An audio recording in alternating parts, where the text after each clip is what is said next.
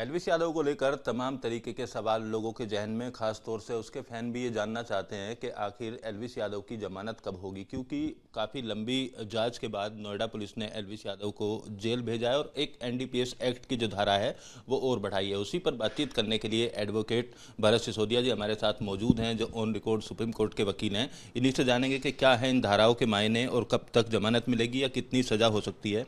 अपने एल्विस वाला केस सुना होगा, एनडीपीएस एक्ट लगाया गया है, तमाम और धाराएं हैं, तो कानून की नज़र से कैसे देखते हैं इसको? देखिए, ये बहुत सीरियस ऑफेंसेस हैं। एनडीपीएस एक्ट में section 27, 27A, 27A is very serious offence, और इसमें सेक्शन 30 भी इन्होंने चार्ज लगाया है। तो ये सेक्शन बहुत सीरियस सेक्शंस हैं, और एनडीपीएस एक्ट में अगर पुलिस ने अपना एफआईआर में दर्ज किया है, और एल्विस को अभी परेशानी बढ़ने वाली है, क्योंकि इन धाराओं में section 27A is very serious and the punishment is very high, minimum 10 years, maximum 20 years. तो देखते हैं अब पुलिस का इन्वेस्टिगेशन किस दिशा में जाता है। अभी तो ये एफआईआर दर्ज हुई है, पुलिस इसमें इन्वेस्टिगेट करेगी। इन्वेस्टिगेशन के दौरान अब पुलिस अपना प्रोसिक्यूशन, अपना केस कितना फुल प्रूफ बनाता है उस पर डिपेंड करेगा। अगर कहीं कोई प्रोसिक्यूशन केस में अगर कोई लिंक मिसिंग होता है तो डेफिनेटली उसका एडवांटेज एल्विस यादव को मिल सकता है। देखिए, इस पूरे केस की बात की जाए तो नवंबर में पुलिस ने एफआईआर दर्ज की, एक संस्था के द्वारा एफआईआर दर्ज की गई थी। 5 लोग उसमें अरेस्ट हुए, 2 बार उनकी रिमांड ली गई, उनसे पूछताछ की गई और इनके पास से जो भी चीज़ें बरामद हुई हैं उसके बाद इन धाराओं को अब जांच में बढ़ाया गया, यानी जांच के बाद पुलिस ने अरेस्टिंग की है। तो कितना फुल प्रूफ केस मानते हैं आप? देखिए, अभी it is too early to say कि केस कितना फुल प्रूफ है। पुलिस उसमें इन्वेस्टिगेशन जब कंप्लीट हो जाएगा, पुलिस चार्जशीट फाइल करेगी। चार्जशीट की स्टडी करने के बाद ही कहा जा सकता है कि केस फुल प्रूफ है या नहीं। लेकिन प्रिमा फेसाई, चूँकि पुलिस इस मैटर से, ये सीरियस ऑफेंस है, और पुलिस इसमें अपनी कार्रवाई कर रही है, इन्वेस्टिगेशन कर रही है। देखते हैं इन्वेस्टिगेशन किस दिशा में जाती है। जैसे 27A की हम लोग बात कर रहे हैं, इसमें सजा का प्राविधान कितना है और क्या करने पर ये लगाई जाती है? 27A एक्चुअली फाइनेंसिंग के लिए होता है कि आप एनडीपीएस एक्ट में जो ये गतिविधि हैं उसको आप फाइनेंस कर रहे हैं।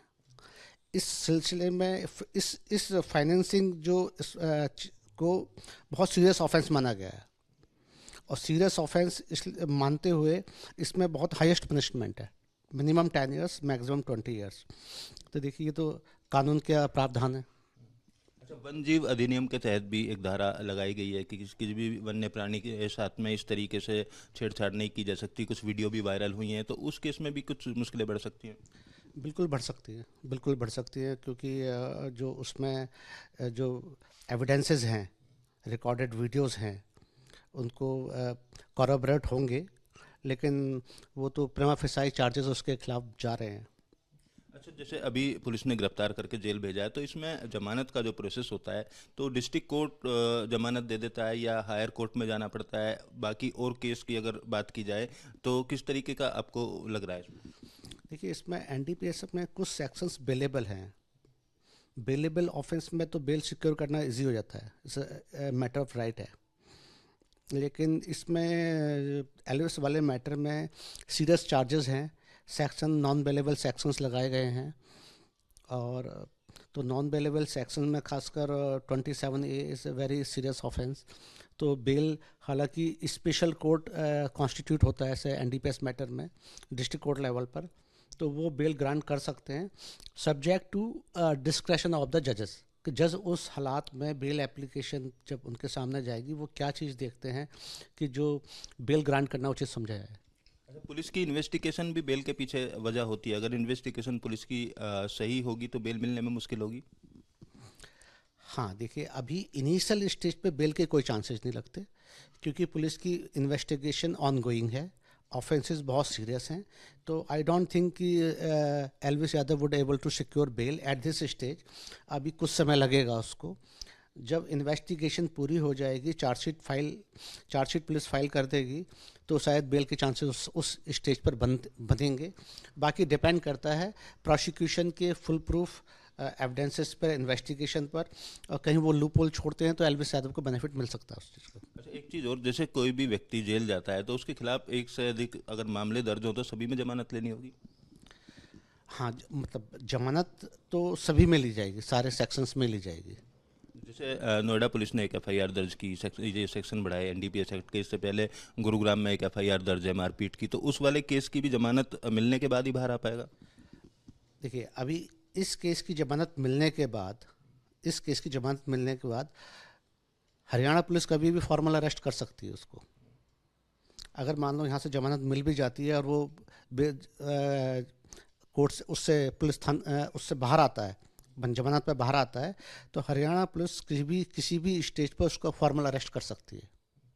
तो क्या लगता है आपको ओवरऑल इस केस को देख के, कितना मुश्किलें बढ़ सकती हैं, कितना समय बेल में लग सकता है? देखिए, अभी तो हालात बहुत टफ हैं एलविस यादव के लिए, और मैं इतना ही कह सकता हूँ कि अभी उसके लिए ये रास्ता आसान नहीं है, बेल इजीली उसको मिलेगी नहीं, अभी उसको थोड़ा वेट करना पड़ेगा। देखिए, कानूनी सलाहकार हैं जिन्होंने बताया कि एलविस यादव की मुश्किलें आने वाले दिनों में बढ़ सकती हैं, क्योंकि खास तौर पर अगर एनडीपीएस एक्ट के 27A सेक्शन की बात की जाए तो उसमें एलविस यादव की मुश्किलें बढ़ सकती हैं। 10 साल से लेकर 20 साल तक की सजा का प्राविधान भी है। अब देखना होगा कि पुलिस की जांच रिपोर्ट जो है वो कितना मजबूती से बनाई गई है, जो सबूत पुलिस कोर्ट में पेश करेगी वो कितनी मजबूती से रखे जाएंगे, और एलविस यादव के जो वकील हैं वो अपने तथ्यों को किस तरीके से रखते हैं, और कब तक एलविस यादव को जमानत मिल पाती है। एलविस यादव मामले में आज दूसरे दिन भी एलविस की जमानत अर्जी कोर्ट में दाखिल नहीं की जाएगी। हड़ताल के चलते माना जा रहा है कि आज भी एलविस यादव की जमानत पर सुनवाई नहीं हो पाएगी। कल और आज दोनों दिन वकीलों की हड़ताल के चलते ऐसा होना माना जा रहा है। दूसरी तरफ एलविस यादव से अब गुरुग्राम पुलिस भी पूछताछ करेगी। पिछले दिनों यूट्यूबर सागर के साथ मारपीट करने का एक वीडियो एलविस यादव का सामने आया था। उस वीडियो के सामने आने के बाद एफआईआर दर्ज कराई गई थी। गुरुग्राम के सेक्टर 53 थाना पुलिस अब एलविस यादव से पूछताछ करने के लिए उसको रिमांड पर ले सकती है, ऐसा गुरुग्राम पुलिस के अधिकारियों द्वारा बताया गया। वहीं दूसरी तरफ रिमांड के दौरान पुलिस उससे पूछताछ करेगी कि उसके साथ में मारपीट करने वाले जो अन्य युवक थे वो कौन कौन थे और मारपीट करने के पीछे की वजह क्या थी। लिहाजा उस केस को लेकर भी अब एलविस यादव की मुश्किलें बढ़ती हुई नजर आ रही हैं। दूसरी तरफ नोएडा पुलिस की लंबी इन्वेस्टिगेशन के बाद उसके ऊपर एनडीपीएस एक्ट की धारा और बढ़ाई गई है। एनडीपीएस एक्ट की धारा की बात की जाए तो इसमें लगाई गई 27A की जो धारा है वो आने वाले दिनों में एलविस यादव की जो मुश्किलें हैं वो और ज़्यादा बढ़ा सकती हैं, क्योंकि कानून के जानकारों का कहना है कि एनडीपीएस एक्ट में 27A धारा के चलते 10 साल से लेकर 20 साल तक की सजा का प्राविधान है, और नॉन बेलेबल ये जो धारा है इसके तहत कार्रवाई की जाती है। लिहाजा अब जो जिला गौतम बुद्ध नगर का कोर्ट है वो इस मामले में जमानत दे पाता है या एलविस यादव को हाई कोर्ट जाना पड़ेगा, ये भी चीज़ देखनी होगी। और जिस तरीके से इस धारा में सजा का प्राविधान बताया गया है उसके चलते आने वाले दिनों में एलविस यादव को लंबे समय तक जेल में रहना पड़ सकता है। इस तरीके की जानकारी भी कानून के जानकार जो हैं वो देते हुए नजर आ रहे हैं। दूसरी तरफ एलविस यादव के पिता और उनके वकील पहले दिन जेल में जाकर एलविस यादव से मिले और उससे मिलकर बातचीत की और जल्द जमानत दिलाने का दिलासा एलविस यादव को दिया गया है। हालांकि जेल प्रशासन की तरफ से एलविस यादव को क्वारंटीन सेल में फ़िलहाल रखा गया और इसके बाद कुछ दिन बाद उसका जो सेल है वो बदला जाएगा। फिलहाल तमाम मामलों को लेकर फिलहाल एलविस यादव की जो मुश्किलें हैं वो यहाँ पर बढ़ती हुई दिखाई दे रही हैं, और ख़ास तौर पर एनडीपीएस एक्ट की धारा बढ़ाने की अगर मामले की बात की जाए तो इस धारा के पीछे जो कारण है वो ये बताया जाता है कि जो लोग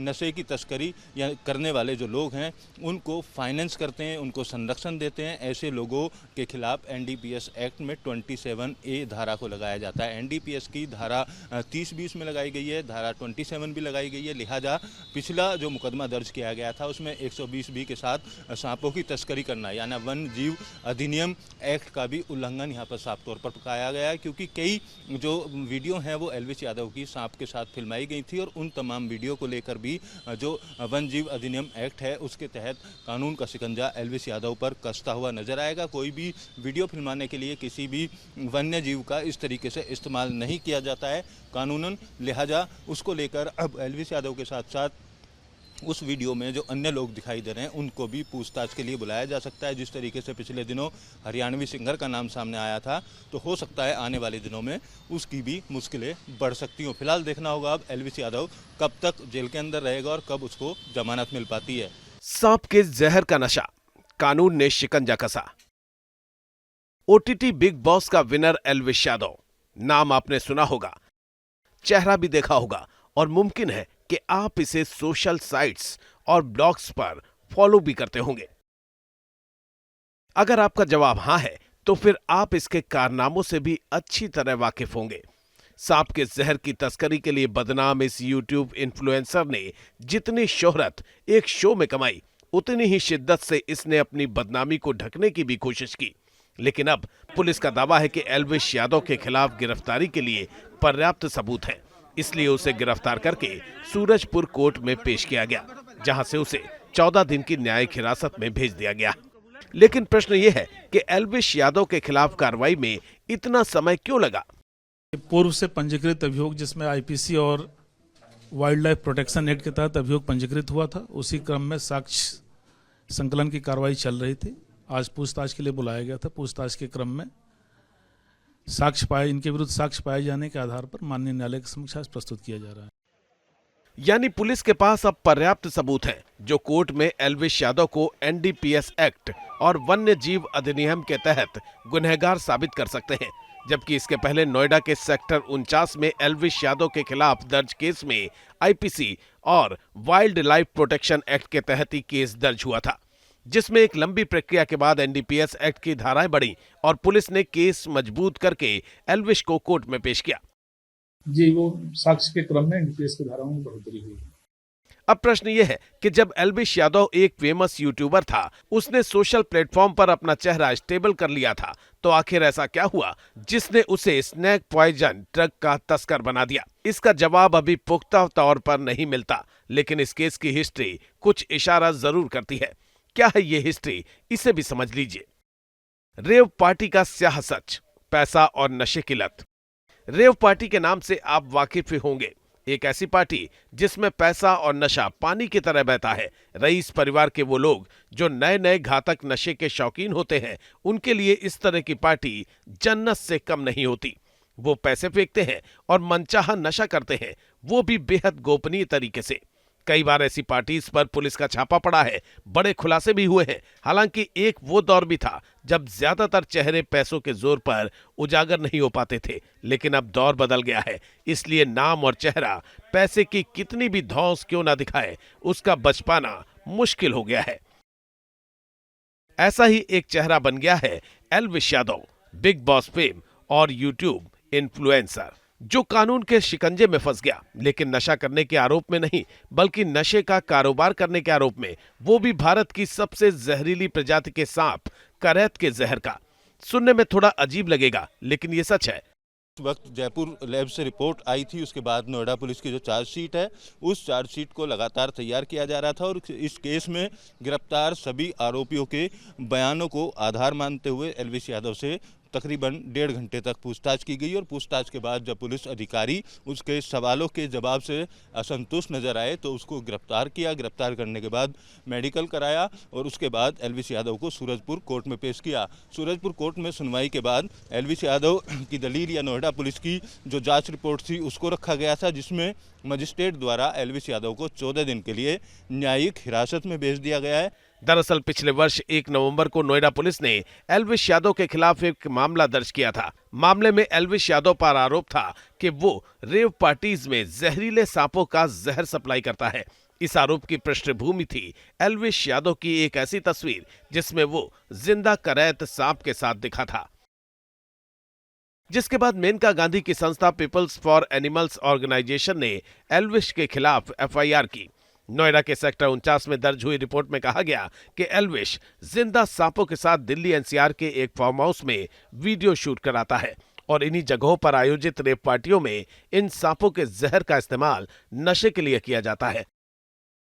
एफआईआर के बाद एक्टिव हुई पुलिस ने नोएडा के ही सेक्टर 51 के एक बैंक्वेट हॉल में रखी गई पार्टी में छापा मारा। ये एक रेव पार्टी थी, जहां से पुलिस ने 5 आरोपियों को गिरफ्तार किया, जिनके पास से 9 जहरीले सांप बरामद किए गए थे। सभी सांप सपेरों के कब्जे में थे, जिन्हें जेल भेजकर पुलिस ने सांपों की जांच के लिए एफएसएल लैब भेज दिया और लैब रिपोर्ट ने एल्विश यादव को कटघरे में खड़ा कर दिया। दरअसल एफएसएल लैब की रिपोर्ट में पाया गया कि पार्टी में पकड़े गए सांप जहरीले थे। हालांकि ये केस वन्य अधिनियम के तहत उसी समय बड़ा हो गया था जब पशु चिकित्सा विभाग ने रेस्क्यू किए गए 9 सांपों की विष ग्रंथियां गायब बताई थीं और मौके से गिरफ्तार किए गए राहुल यादव के पास से 20 मिलीग्राम जहर भी बरामद हुआ था, जिसने एल्विश के खिलाफ केस मजबूत कर दिया। और फिर राहुल का ही एक ऑडियो क्लिप वायरल हुआ जिसमें उसने कबूल किया कि एल्विश यादव ने ही पार्टी में ड्रग्स पहुंचाई थी। हालांकि तब एल्विश यादव ने खुद को बेगुनाह बताने की भरसक कोशिश की थी।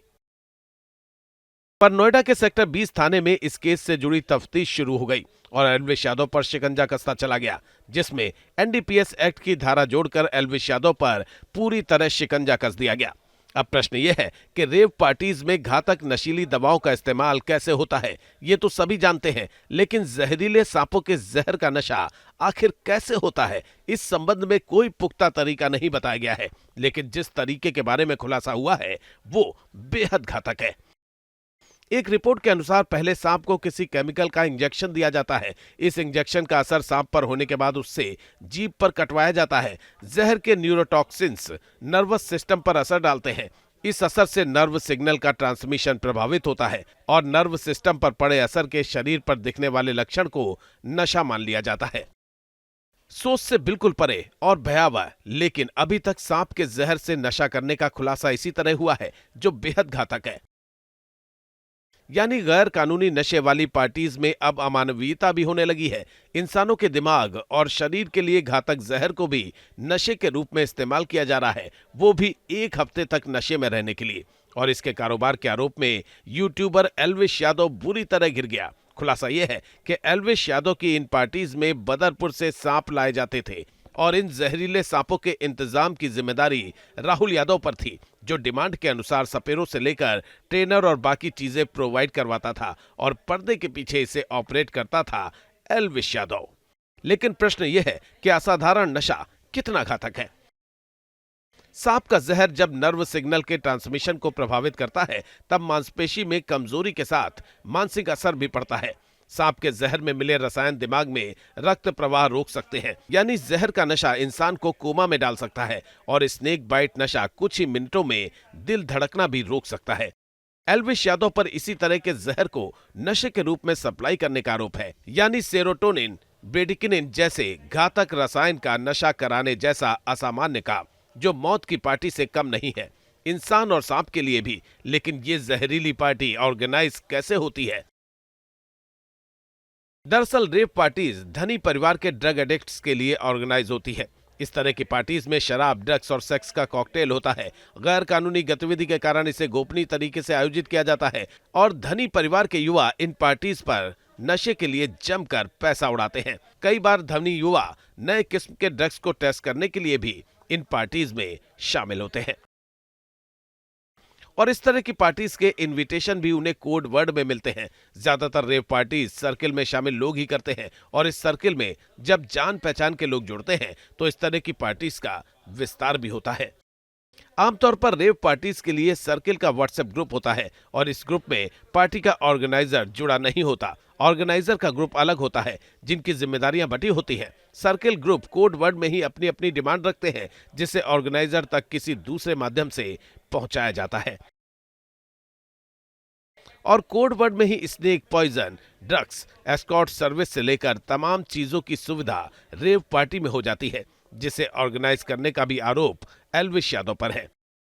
पहले इस तरह की पार्टी सिर्फ महानगरों तक सीमित थी, लेकिन अब ये पार्टीज 2 टियर सिटीज में भी होने लगी है, जिसमें युवाओं की संख्या भी लगातार बढ़ती जा रही है और आरोप है कि एल्विश यादव इस तरह की पार्टीज को प्रमोट कर रहा है, जिसके सबूत पुलिस के पास मौजूद हैं। Team news nation. बिल्कुल, देखिए एल्विश यादव से तकरीबन 1.5 घंटे के आसपास नोएडा पुलिस की कल पूछताछ हुई और पूछताछ के लिए ही एल्विश यादव को नोएडा में बुलाया गया था। गिरफ्तारी का शुरुआती तौर पर पुलिस का कोई निर्णय नहीं था, लेकिन पूछताछ के दौरान जब एल्विश यादव से तमाम सवाल किए गए, क्योंकि जो इनके पास से सांप का जहर मिला था उसकी भी रिपोर्ट जयपुर की लैब से आई थी और उसमें इस बात की पुष्टि हुई कि कोबरा का जहर था, तो उन तमाम सवालों से को जब एल्विश यादव से पूछा गया तो शुरू में तो वो मुकरता हुआ नजर आया, लेकिन पिछले दिनों जो 5 आरोपी नोएडा पुलिस ने गिरफ्तार किए थे, जिसमें इन दोनों के बीच की कड़ी एक राहुल यादव भी था, उनको पुलिस ने 2 बार रिमांड पर लिया था।